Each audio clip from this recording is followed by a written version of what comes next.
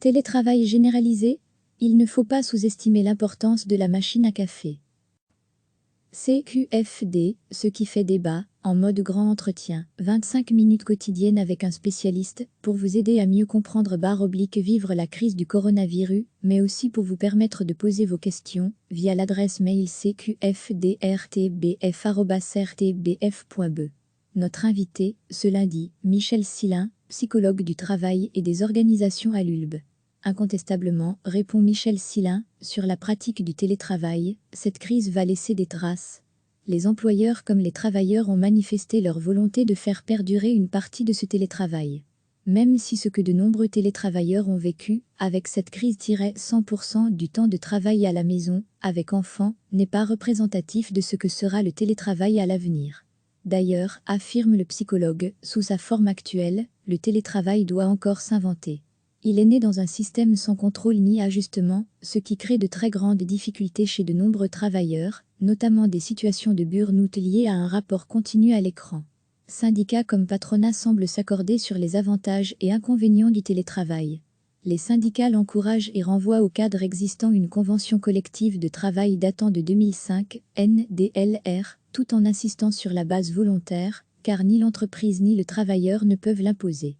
Les patrons, qui ont dû s'ouvrir à cette pratique imposée par le confinement, en retirent du positif eux aussi, avec notamment l'adaptation rapide à de nouvelles technologies, le renforcement de l'autonomie des travailleurs ou même de leur productivité.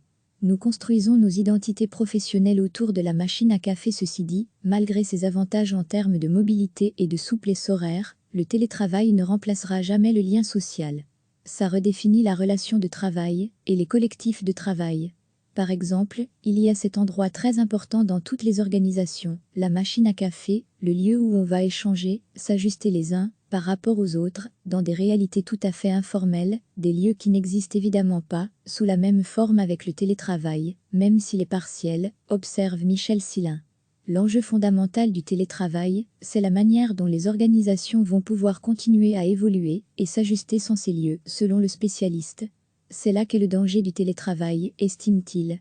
Un facteur aggravant d'inégalité de genre. Beaucoup de métiers ne sont pas faisables en télétravail, précise Michel Silin. Je pense à beaucoup d'activités, notamment celles des ouvriers de la construction, mais aussi beaucoup de travaux de bureau, souvent réalisés par du personnel moins qualifié. On voit là des inégalités sociales importantes se profiler avec le télétravail, c'est aussi un facteur aggravant d'inégalité de genre. Les rôles sociaux de femmes risquent de se voir amplifiés, on le voit actuellement en réunion en collectif. Ceux qui se voient envahis par les enfants, c'est rarement les papas, explique le psychologue.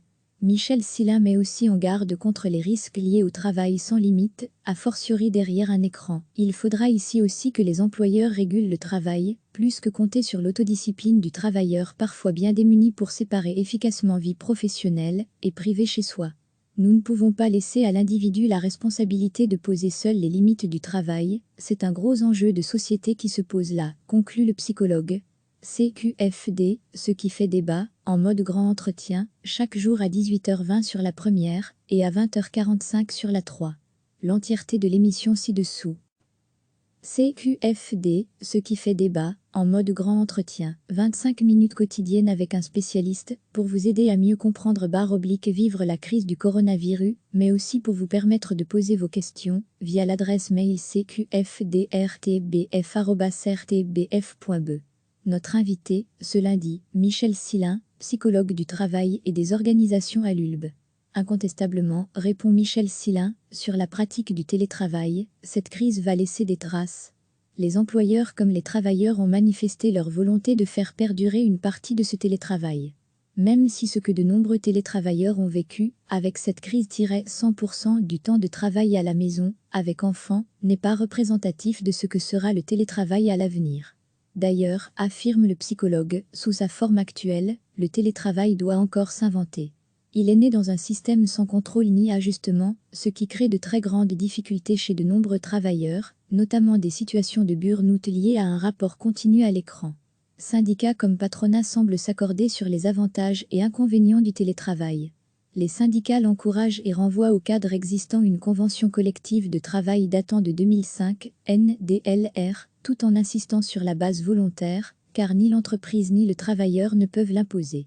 Les patrons, qui ont dû s'ouvrir à cette pratique imposée par le confinement, en retirent du positif eux aussi, avec notamment l'adaptation rapide à de nouvelles technologies, le renforcement de l'autonomie des travailleurs ou même de leur productivité. Nous construisons nos identités professionnelles autour de la machine à café. Ceci dit, malgré ses avantages en termes de mobilité et de souplesse horaire, le télétravail ne remplacera jamais le lien social. Ça redéfinit la relation de travail et les collectifs de travail.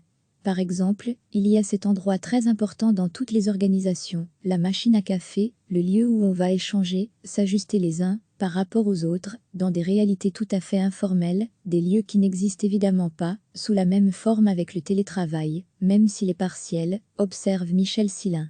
L'enjeu fondamental du télétravail, c'est la manière dont les organisations vont pouvoir continuer à évoluer et s'ajuster sans ces lieux, selon le spécialiste. C'est là qu'est le danger du télétravail, estime-t-il. Un facteur aggravant d'inégalité de genre. Beaucoup de métiers ne sont pas faisables en télétravail, précise Michel Silin. Je pense à beaucoup d'activités, notamment celles des ouvriers de la construction, mais aussi beaucoup de travaux de bureau, souvent réalisés par du personnel moins qualifié. On voit là des inégalités sociales importantes se profiler avec le télétravail, c'est aussi un facteur aggravant d'inégalité de genre. Les rôles sociaux de femmes risquent de se voir amplifiés, on le voit actuellement en réunion en collectif. Ceux qui se voient envahis par les enfants, c'est rarement les papas, explique le psychologue. Michel Silin met aussi en garde contre les risques liés au travail sans limite, a fortiori derrière un écran. Il faudra ici aussi que les employeurs régulent le travail, plus que compter sur l'autodiscipline du travailleur parfois bien démuni pour séparer efficacement vie professionnelle et privée chez soi. Nous ne pouvons pas laisser à l'individu la responsabilité de poser seul les limites du travail, c'est un gros enjeu de société qui se pose là, conclut le psychologue. CQFD, ce qui fait débat, en mode grand entretien, chaque jour à 18h20 sur la première, et à 20h45 sur la 3. L'entièreté de l'émission ci-dessous. Cliquez sur s'abonner pour recevoir les dernières nouvelles.